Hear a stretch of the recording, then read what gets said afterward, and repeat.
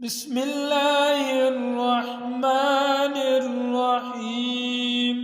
طاؤس بن کیسان نے ابن عباس رضی اللہ تعالیٰ عنہ سے پوچھا، لوگ کہتے ہیں کہ نبی صلی اللہ علیہ وآلہ وسلم نے فرمایا جمعہ کے دن غسل کرو اور اپنے سر دھویا کرو اگرچہ تم کو نہانے کی حاجت نہ ہو اور خوشبو لگاؤ۔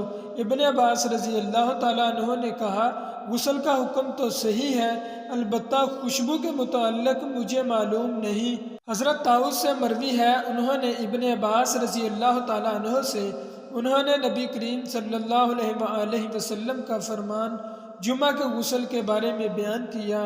طاؤس نے کہا، میں نے ابن عباس رضی اللہ تعالیٰ عنہ سے پوچھا، اگر اس کے گھر والوں کے پاس تیل یا خوشبو ہو تو وہ بھی لگائے؟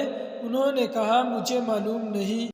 حضرت عبداللہ بن عمر رضی اللہ تعالیٰ عنہ سے روایت ہے کہ حضرت عمر رضی اللہ تعالیٰ عنہ نے مسجد کے دروازے کے پاس ایک ریشمی جوڑا بکتا دیکھا تو کہنے لگے، یا رسول اللہ صلی اللہ علیہ وآلہ وسلم، کاش اس کو آپ صلی اللہ علیہ وآلہ وسلم خرید لیتے اور جمعہ کے دن اور وفد کی آمد پر پہن لیتے۔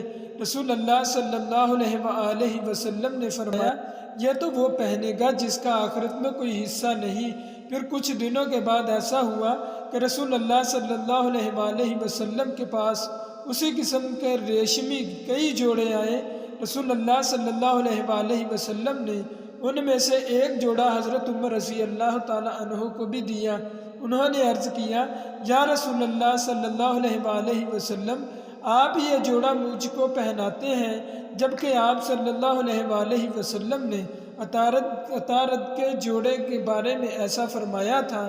رسول اللہ صلی اللہ علیہ وآلہ وسلم نے فرمایا، میں نے اس لیے تجھے نہیں دیا کہ تو خود پہنے۔